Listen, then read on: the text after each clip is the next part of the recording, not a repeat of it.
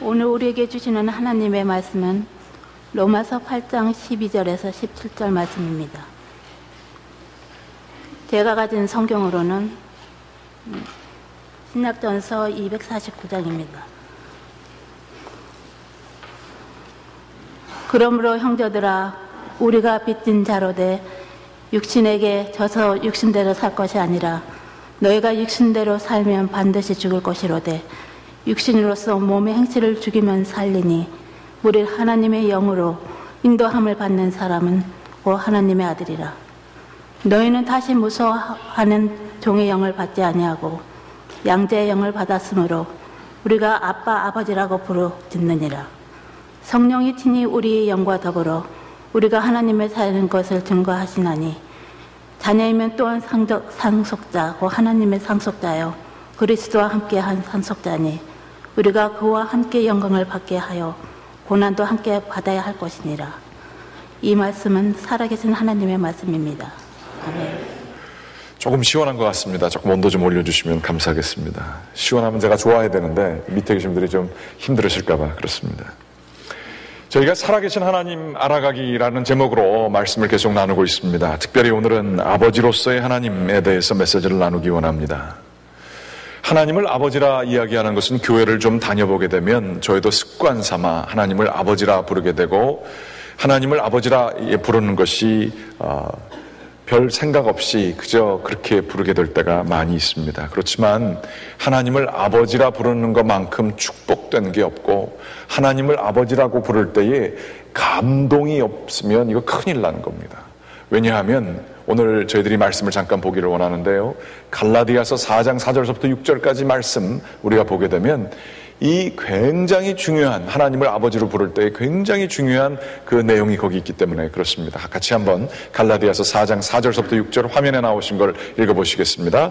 때가 참에 하나님이 그 아들을 보내사 여자에게서 나게 하시고 율법 아래 나게 하신 것은 율법 아래 있는 자들을 속량하시고 우리로 아들의 명분을 얻게 하려 하심이라. 너희가 아들이므로 하나님이 그 아들의 영을 우리 마음 가운데 보내사 아빠 아버지라 부르게 하셨느니라. 아멘. 여기 말씀해 보게 되면 이런 내용이 쓰여져 있습니다. 때가 참에 하나님의 때가 와서 하나님께서는 자신의 아들을 이 세상에 보내십니다. 그리고 그를 십자가와 부활 그리고 그의 사역을 통하여 하나님께서 아들의 사역을 통하여 저희에게 주시고자 원했던 것이 있었는데 그것은 무엇인가? 그것은 바로 우리로 하여금 아들이라 쓰여져 있지만 우리 자녀된 모든 의들을 의미할 것입니다.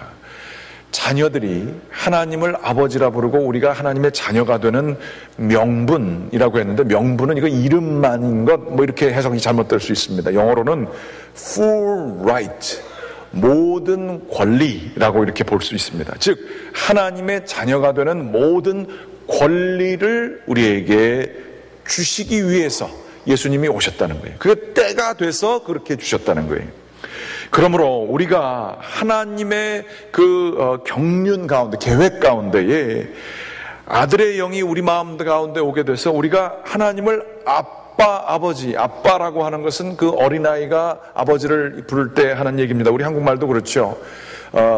영어로는 daddy 이런 거에 맞을 겁니다. 이렇게 하나님을 친밀한 아버지, 어린아이들이 아버지에게 느끼는 그 감정으로 부를 수 있게 하는 그 권세 그리고 그 이름을 우리에게 주셨는데 바로 이것이 바로 예수님께서 오신 이유라 하는 얘기예요. 예수님 때문에 우리는 하나님을 아버지라 부를 수 있게 되었다라는 그러한 얘기입니다. 예수님 때문에 우리는 하나님과 가족의 관계, 아버지와 자녀로서의 관계, 그 특권을 가지게 되었다라는 얘기죠. 그러면 이렇게 귀한 특권인데 마음대로 생각 없이 하나님을 아버지라 부르는 것은 큰 문제가 있다 볼 수가 있겠습니다. 그런데 여러분들의 신앙생활 속에 기도 속에 하나님을 어떻게 부르시는지 모르겠습니다만 또 여러분이 하나님을 연상할 때에 어떠한 느낌으로 하나님을 대하시는지 모르겠지만 아버지로서의 하나님의 모습 이것이 자연스러워서 아버지라 부르는 분들도 계시지만 한두 가지 걸리는 게 있을 것 같아요. 이것을 먼저 걸림돌들을 좀 치우는 의미에서 두 가지 정도의 이야기를 나누도록 하겠습니다. 첫째, 하나님을 아버지라고 할 때에 아버지에 대한 상처받은 특별히 한국 사회에 있어서는 가부장적인 그러한 가족 관계에 있어서 아버지에 억눌린 사람들이 꽤 있습니다. 특별히 아주 그 시어머니와 며느리의 고부간의 갈등이 대단한 것처럼 한국 남자들은 아버지와 아들과의 관계가 복잡한 애증의 관계로 엮여진 때가 참 많이 있습니다. 이게 해결되지 않았기 때문에 하나님을 아버지라 부르는 거라고 하는 것 자체에 대해서 의식적으로는 아니지만 무의식적으로 상당한 거부 반응을 가진 분들이 꽤 많이 계십니다. 어떤 분들은 얘기하시기를 아버지와의 관계가 아주 좋은 사람들은 하나님도 잘 믿는다, 그런 얘기가 있습니다. 어느 정도의 사실이 있는 것 같습니다. 육신적인 아버지와의 관계가 상처와 아픔과 깊은 애증으로 가지고 있게 될 때에 그 육신적인 아버지가 걸림돌이 돼서 하나님을 아버지라고 부르는 것에 대한 역작용이 나타날 수 있는 것입니다. 특별히 남자들은 이 주도권을 가지는 걸 굉장히 원하지 않습니까? 여자분들도 마찬가지입니다만, 그렇기 때문에 누군가를 아버지로, 권위 있는 자로, 내가 순종해야 될 사람으로 여긴다는 것이 굉장히 어려울 때가 많이 있습니다. 특별히 교회에 나와서 목사님들이 대부분 남자인 경우가 많으니까 누군가 자기 보고 뭐 하라고 이렇게 혼내는 거, 그 아버지로서의 모습이 이게 해결되지 않으면 예수 믿기가 힘든 거예요. 남자들이 그래서 예수 믿기가 힘듭니다. 한번 믿으면 훨씬 더 깊이 있게 믿고 더 헌신이 있지만 그 믿기 어려운 이유가 그런 데 또 있어요. 하나님을 아버지로 부르고 나를 이렇게 권위 있게 이끄는 거에 대한 거부 반응이 있기 때문에 그렇습니다. 그렇지만 저희들이 하나님을 아버지라고 부르는 거에 그 축복에 대해서 좀 생각해 봐야 할 것입니다. 참 재미있는 것은 사람의 언어는 하나의 뜻이 있고 또 다른 단어가 있는데 이 두 가를 붙이게 되면 전혀 새로운 의미의 의미들이 이렇게 거기서 흘러나올 수가 있습니다.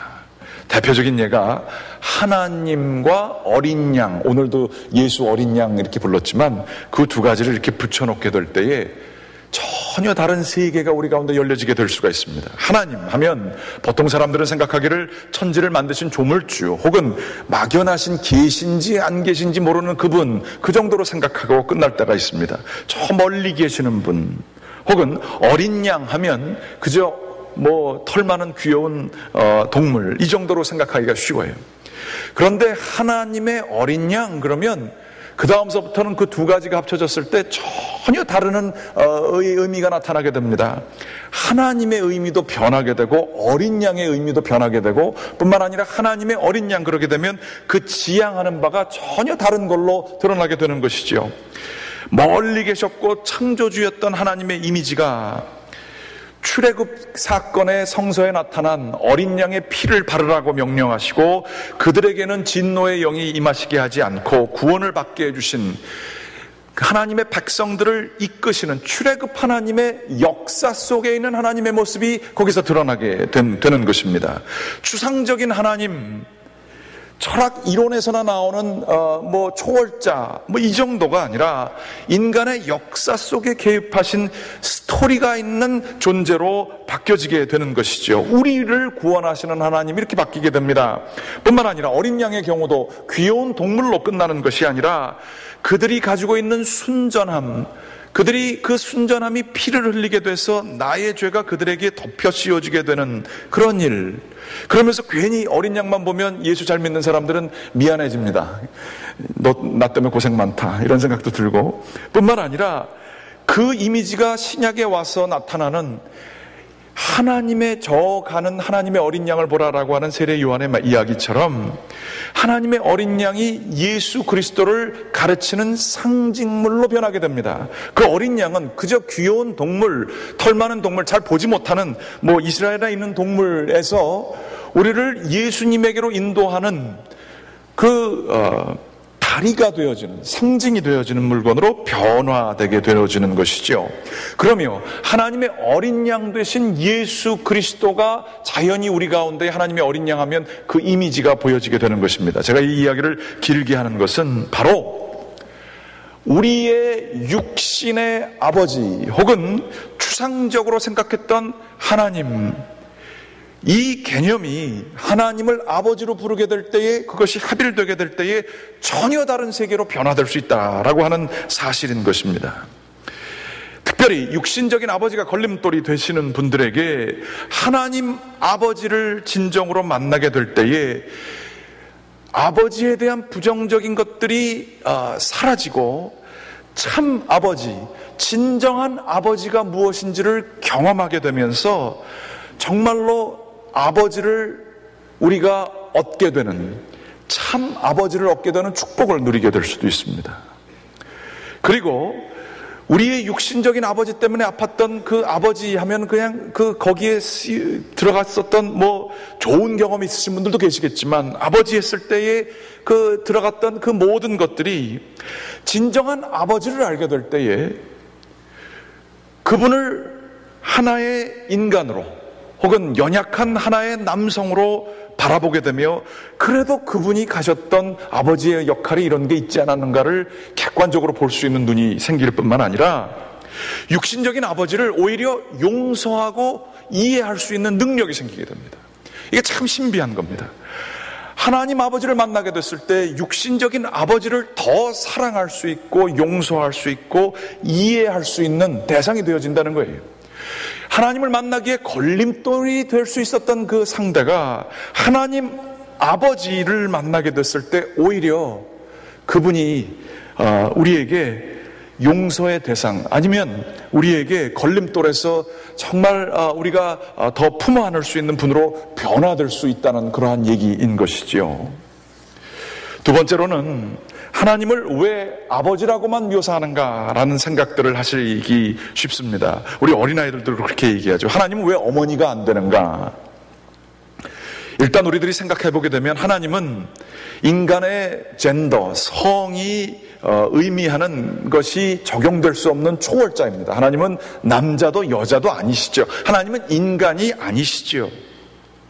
뿐만 아니라 성서에 보게 되면 성경의 하나님은 아버지로서의 역할을 하는 아버지, 하나님의 모습도 있지만 어머니로서의 모습이 굉장히 또 많이 있습니다. 그럼 하나님을 어머니라고 부르는 거 무리 없을 수 있지요. 그런데 왜 하나님을 아버지라고만 부르느냐? 여기서 우리가 꼭 기억할 것은 하나님을 아버지의 역할을 하시는 분으로 해석한 것으로 하나님 아버지를 부르는 것은 아주 상당히 조금 오해의 여지가 있습니다. 그 의미가 아닙니다. 특별히 최근 신학계에서는 한참 동안 이야기하기를 하나님을 아버지라 부를 때에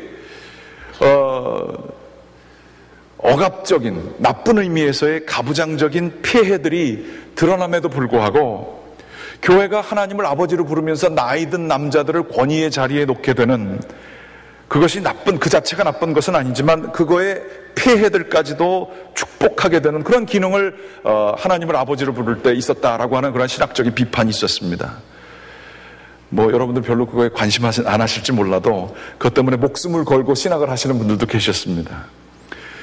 그거 상당히 이해가 갈 수 있는 이야기지만 우리들이 꼭 기억할 게 있어요. 우리는 왜 하나님을 아버지라 부르느냐, 어머니라 부르지 않느냐? 하나님이 아버지의 역할을 하기 때문에 하나님을 아버지라 부르는 게 아닙니다.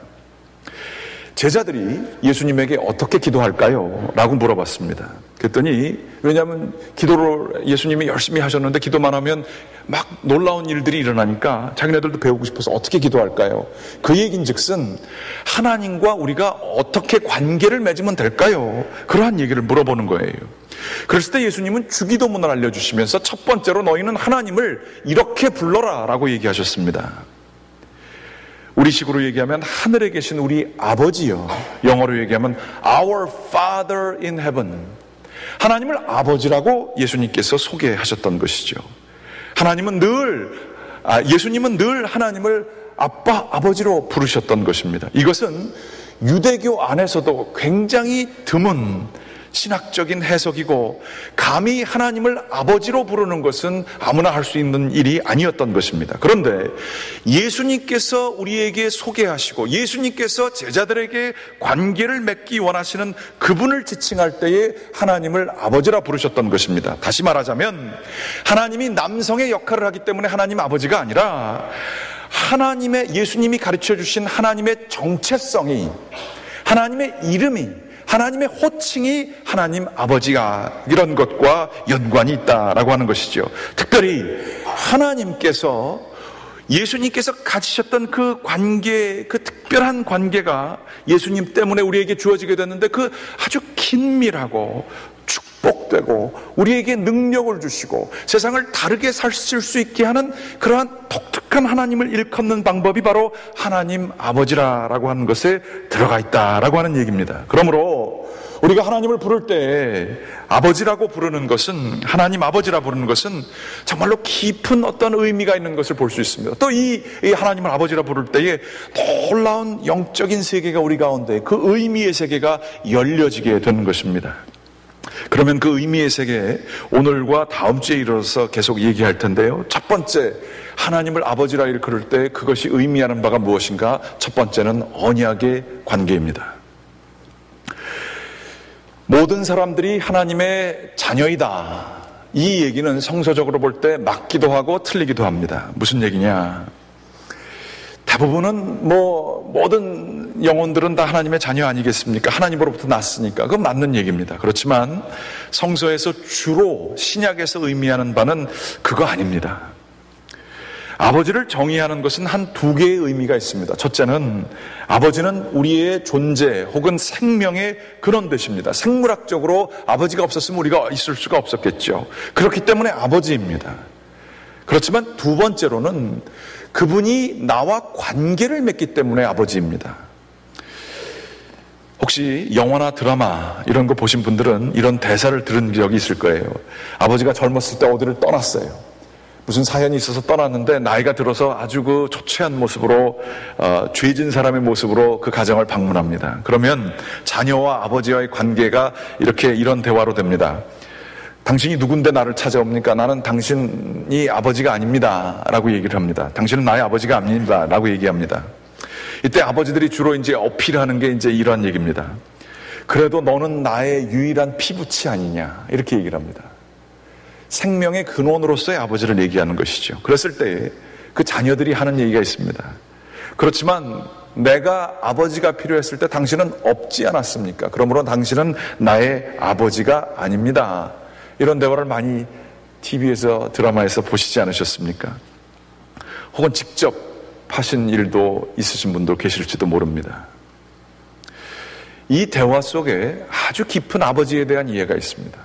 우리에게 생명을 주신 분도 아버지지만 아버지와의 관계가 나의 아버지라고 부르게 될 때에 더 근원적인 것을 볼 수가 있습니다.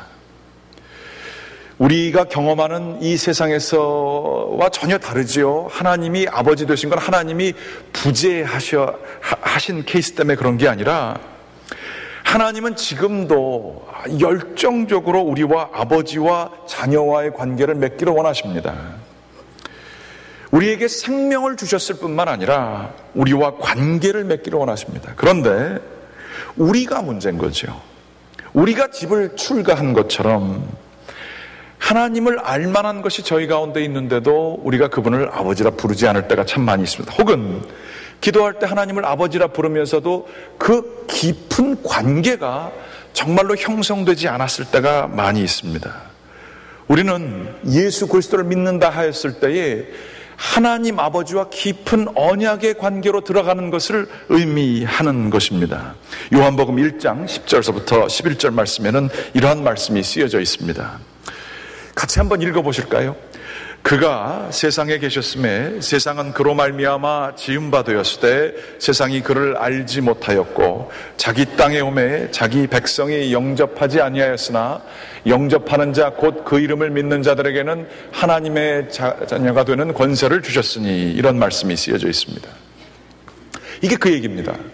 온 세상이 하나님께서 생명의 근원이 되시기 때문에 이 세상에 다 하나님의 도움 없이 세상에 존재하게 되는 것은 없다는 것이죠. 그런 의미에서 하나님이 아버지가 되는 게 맞죠. 그렇지만 세상이 그를 알지 못한다는 거예요. 이게 문제라는 거예요. 그러면서 자기 땅에 그 하나님께서 자기 아들을 보내주셨으나 백성들이 하나님의 아들을 영접하지 않는 거예요.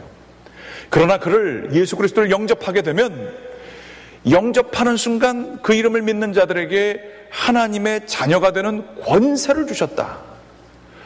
파워를 주셨다라고 하는 이야기가 있습니다. 하나님을 아버지라 부르는 것은 우리의 특권을 보여주는 그러한 얘기입니다. 언약의 관계를 보여주는 특권인 것입니다. 그게 왜 특권입니까? 참 안 된 얘기지만 고아들 같은 경우에는 아버지가 없고 혹은 부모가 없기 때문에 사랑에 굉장히 결핍되어 있습니다. 고아원이나 이런 데를 방문해 주셔서 봉사하시는 분들은 알 거예요. 누군가 전혀 생판 모르는 사람이지만 가서 그들을 정말로 안아주고 섬겨주고 이뻐해주고 잘한다라고 얘기해주면 얘네들이 반응을 이렇게 합니다. 그런데 그걸 떠나려고 그러면 아이들이 울고 불편해하고 막 그런 아이들이 있어요. 대부분 많이 그러고요. 어떤 아이들은 처음서부터 사람들이 도와주는 거에 관심을 안 보이는 아이들이 있습니다. 그렇게 사랑에 결핍되거나 사람을 믿지 못하는 것들이 이 부모와의 관계가 형성되지 않았을 때 많이 나타나는 거예요.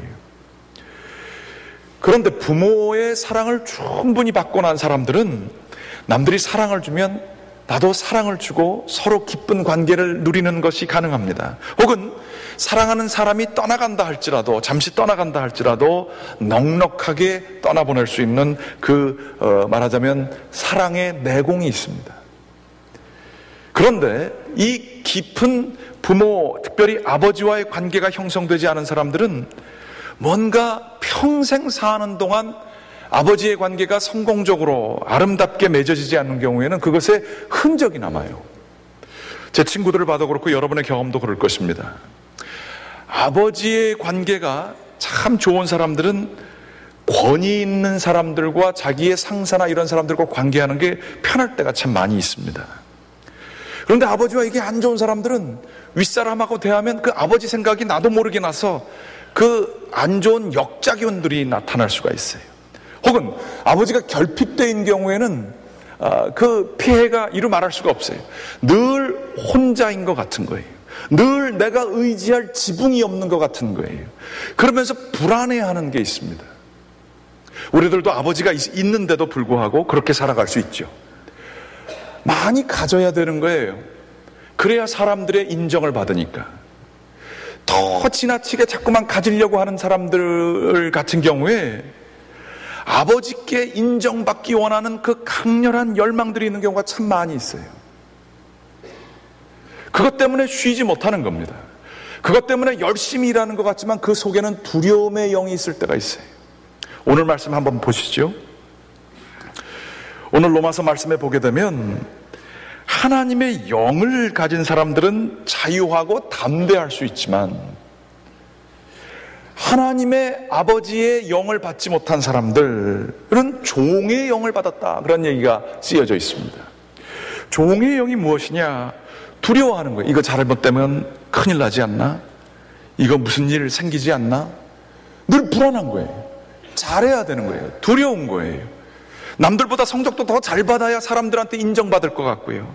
아버지의 사랑이 결핍된 사람들은 뭐 더 많이 큰 집 가져야 될 것 같고 뭐 더 가져야 될 것 같고 이래야 되는 거에 평생을 그 결핍 때문에 죽도록 수고하면서 살아가는 거예요. 그런데 인정이, 정말로 자기가 원하는 인정이 뭐 다른 사람들에게 듣는 건 한두 마디지만 깊은 평안을 주는 인정을 받지 못하는 거예요. 아버지와의 관계가 좋아도 이렇게 살 수도 있습니다. 그래서 인생을 결핍되고 죽어라고 살지만 만족이 없게 살아가는 경우가 많이 있을 수 있다는 거예요.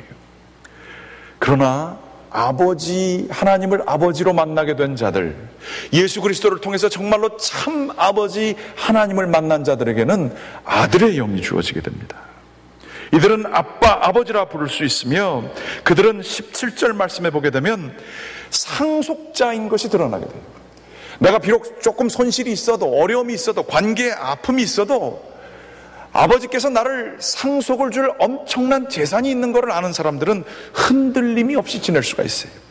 하나님이 나를 진정으로 사랑한다라고 여겨주시는 그러한 사랑을 충분히 받은 사람들은 세상에 있어서 거절을 당해도 괜찮습니다.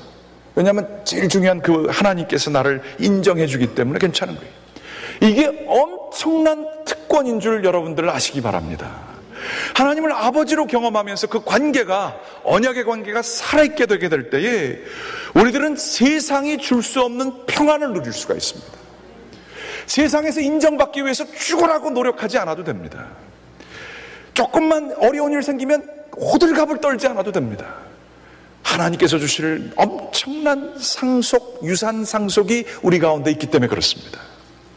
이 특권이 있다는 것, 그것을 다 표현하는 것, 이 언약의 관계가 있다는 것을 표현하는 게 하나님 아버지라고 하는 것이지요. 특별히 아버지가 누구냐, 사람들이 우리 한국 사회에서 옛날에 많이 물어봤죠. 그 얘기에 의미하는 바가 있습니다. 아버지를 통해서 자기의 정체성이 형성됩니다. 자기가 좋든 안 좋든 간에 아버지가 나를 구성하는 경우가 많이 있습니다. 내가 누구의 아버지인데 라고 생각하면서 자기가 행동에 제약을 하기도 하고, 또한 자기의 자존심을 높이기도, 자존감을 높이기도 합니다. 그러나 이 하나님을 아버지로 받게 되게 될 때에 우리는 우리의 자존감과 우리의 생활과 우리의 정체성이 변하게 되는 것을 경험하게 됩니다. 그런데 오늘 말씀에 보게 되면, 12절 말씀에 보게 되면 육신적으로만 사는 사람들이 있어요. 하나님이 안 보이잖아요. 교회는 나와도 하나님 생각 한 번도 안 하잖아요. 기도 진지하게 한 번도 안 하잖아요.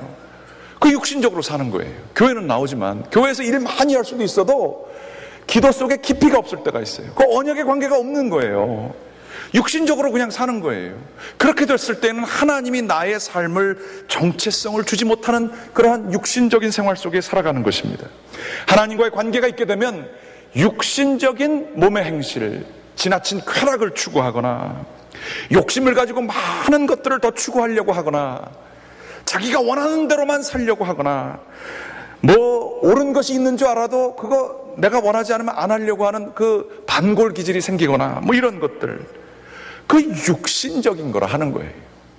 그러나 영적인 하나님을 아는 사람들, 그 하나님 아버지를 아는 사람들은 그 관계를 통해 자기의 정체성이 형성이 되게 됩니다. 쾌락을 추구하고 나의 원하는 것들만 추구하는 게 아니라 하나님이 원하시는 것들을 내가 바라보고 추구하게 됩니다. 이 언약의 관계라는 게 더 신기해서요. 뭐냐 하면, 우리는 하나님의 관계를 뭐 이렇게 단면적으로 이해하고 하나님이 누구시냐 그래서 한 번 관계가 뭐 이렇게 되는 걸로 생각하는데, 언약의 관계는 긴 관계입니다. 부부간의 관계가 젊었을 때 하고 나이가 들어가면서 하고 특별히 고난을 거치면서도 그 관계가 달라지는 것처럼 하나님의 언약의 관계는 더욱더 지나가면 갈수록 하나님과의 관계가 더 깊게 들어갈 수가 있어요. 저하고 아버지의 관계도 그랬었습니다. 어렸을 때는 아버지가 목사님이셔가지고 그게 얼마나 부담되는지 몰라요. 제 친구들도 야, 너희 아버지 목사님이시잖아, 너 그러면 안 되잖아, 그러고서 저를 껴주지 않는 거예요. 나쁜 짓 할 때마다. 저는 나쁜 짓을 꼭 하고 싶었는데 뭐 그런 것들, 그리고 목회자의 자녀 뭐 이런 것 때문에 오는 제약 때문에, 그리고 아버지가 또 목사로서 자녀가 잘 돼야 되니까 이 목회에 방해가 될까 봐 아버지도 이렇게 좀 제약하는 게 있으셨단 말이죠.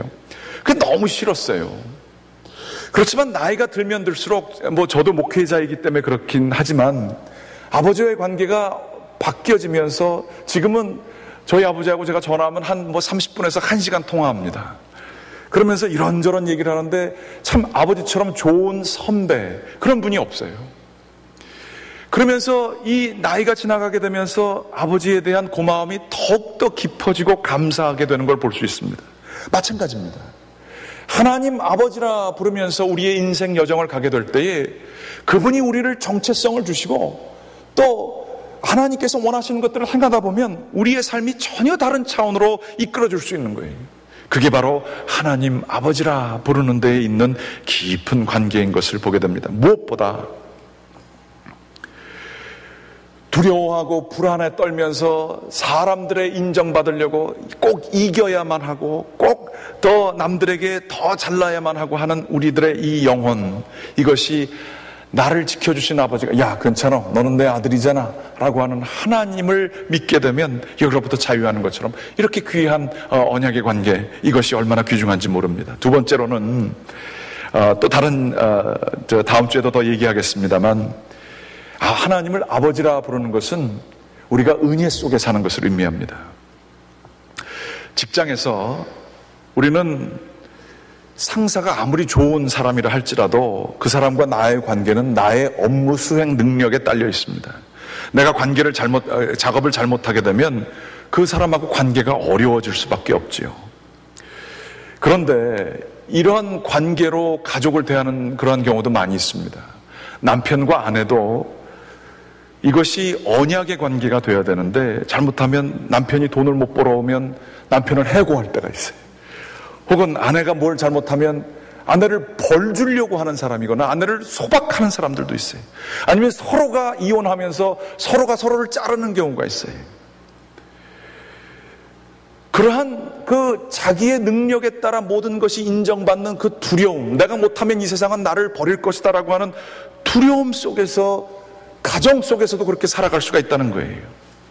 그런데 부모와 자녀의 관계가 그렇습니까? 그렇지 않죠. 제가 자주 하는 얘기입니다만 아들이 공부를 못한다고 야 우리 집 구조조정해야겠다. 너 저 방 빼라. 너는 이제 내 아들 아니다. 우리 집 재정이 어려워졌으면 이렇게 얘기하는 사람 없어요. 애가 공부를 못한다고 해서 너 공부 못하니까 잘하는 놈 순으로 해가지고 너 이제 나가. 이렇게 얘기하는 사람 없어요. 오히려 반대로 힘들고 어려운 상황 속에 있는 연약한 자녀가 있으면 부모의 마음이 거기에 더 가지 않습니까? 그 아이를 더 신경 쓰지 않습니까? 그게 언약의 관계잖아요. 하나님 아버지를 믿는다고 하는 것은 바로 그런 것입니다.